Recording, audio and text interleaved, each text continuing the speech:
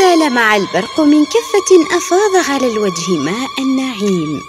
بأجمل العبارات وأرق الكلمات وأجمل الأنغام نرسل تهانينا إلى العريسين الغاليين نجلي الشيخ توفيق الجرادي، المهندس أسامة الجرادي، والمحامي إيهاب الجرادي.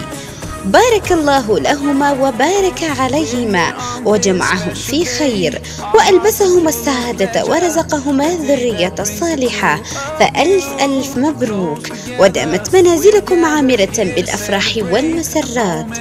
هذه التهنئة مقدمة من المهندس بكير معوضة، كما هي مقدمة من الأستاذ منصور فلينا ومن ابنه المصمم إسلام فلينا، وأدام الله أفراحكم عامرة بالخير والمسرات.